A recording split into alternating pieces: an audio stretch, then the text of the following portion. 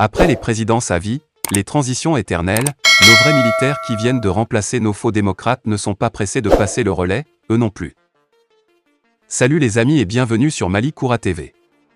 N'oubliez pas de vous abonner et d'activer la cloche de notification. C'est comme ça en Afrique, le changement ne dure que le temps d'une ovation. Le héros se dépêche d'enfiler les chaussons du tyran déchu et de reproduire trait pour trait ses tics et ses frasques. Chez nous, le pouvoir change de visage, jamais de nature. Les bagues partent, les doigts restent, disait José Saramago, ce génial et malicieux écrivain portugais. Ne rangeons donc pas les armes, le combat n'est pas terminé. Hier, les apôtres du troisième mandat, aujourd'hui, les tenants de la transition de 5 ans d'âge. Notre vie politique est un dilemme. Nous tanguons entre Charybde et Scylla, je veux dire entre tyrannie, démocrature, selon que le guide suprême soit en treillis ou en complet veston. Soutenir par excès de désespoir. À nos amis qui nous l'avaient vertement reproché, nous répondons que nous n'avons pas soutenu Assimi Goïta, Mamadi Doumbouya ou Sandaogo Damiba par excès de naïveté mais par excès de désespoir. Mieux valait encore les braises de l'enfer que le paradis selon Ibeka, Alpha Condé et consorts. Maintenant que l'enfer est là, que les braises, nous les avons jusqu'au cou, nous nous demandons amèrement quelle mouche nous a piqué. Astérisque mon Dieu, que c'est dur d'avoir à choisir entre la peste et le choléra, astérisque.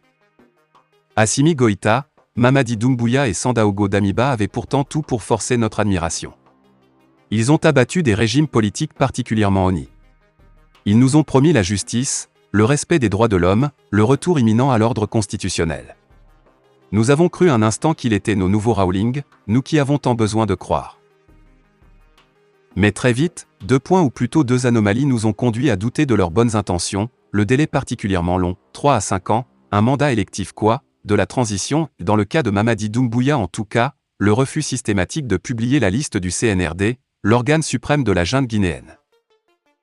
Tout comme leurs prédécesseurs. Cela nous donne le droit de penser que tout comme leurs prédécesseurs, ces putschistes ne visent qu'un seul but, régner le plus longtemps possible et dans les conditions les plus opaques. Je crains que nous ne soyons devant des dictatures militaires en gestation et qui, devenues bientôt pures et dures, feront encore pire que Bokassa et Mobutu réunis. D'évidence, ces gens ne sont pas pressés d'organiser des élections et aucun des arguments qu'ils soulèvent ne réussira à convaincre. En premier lieu, celui de la lutte contre le terrorisme, que l'on invoque sans cesse au Mali et au Burkina. Le djihadisme au Sahel est un problème profond, une question de longue durée qui ne pourrait être réglée par un gouvernement intérimaire, fût-il muni d'une baguette magique. Et puis franchement, les terroristes, nos militaires les combattraient mieux au front que vautrés sous les lambris de la République. Les arguties avancées en Guinée ne tiennent pas debout, non plus, la récupération du patrimoine bâti de l'État, les assises nationales, les crimes économiques et les crimes de sang relèvent d'un gouvernement constitutionnellement établi. Le lieutenant-colonel Mamadi Doumbouya, ou quelque autre putschiste que ce soit, n'a pas à traiter des questions de fond. Le rôle d'un gouvernement de transition se limite à expédier les affaires courantes et à organiser des élections incontestables, le plus rapidement possible. Tout le reste est illégal quand il ne relève pas de la diversion pure et simple.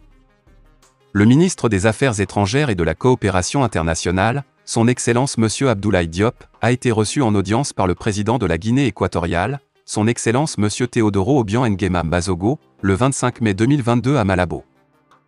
Le ministre Diop était porteur d'un message du président de la transition, son Excellence le colonel Assimi Goïta à son homologue équato-guinéen. Les entretiens ont porté sur le renforcement des liens fraternels d'amitié, de coopération et de solidarité africaine existants entre les deux pays. Le ministre Diop a informé le président équato-guinéen de l'évolution de la situation sociopolitique et des efforts menés par les autorités maliennes.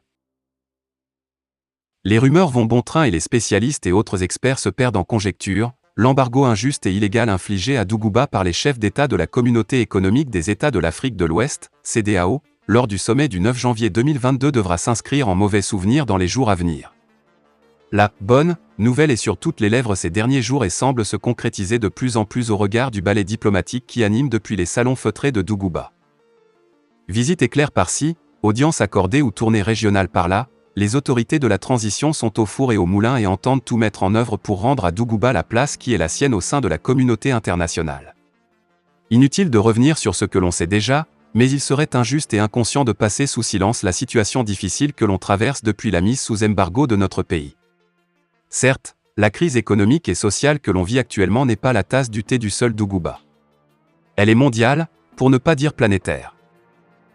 Seulement voilà, à Dougouba ce ressenti est doublement vécu. La vie chère ici relève de plusieurs facteurs tant endogènes qu'exogènes. Crise institutionnelle engendrée par les coups d'État d'août 2020 et mai 2021, avec son corollaire de sanctions économiques et diplomatiques infligées par la communauté internationale avec à sa tête la CEDEAO. L'insécurité récurrente due aux nombreuses attaques des villages et positions FAMA par les groupes terroristes et enfin la crise internationale découlée de la situation rocambolesque entre l'Occident et la Russie suite à l'invasion de l'Ukraine par cette dernière, sont autant de soubresauts qui mettent en mal le bon vivre à Dougouba. Les chantiers du BTP sont à l'arrêt à cause de la flambée du prix du ciment et des matériaux de construction.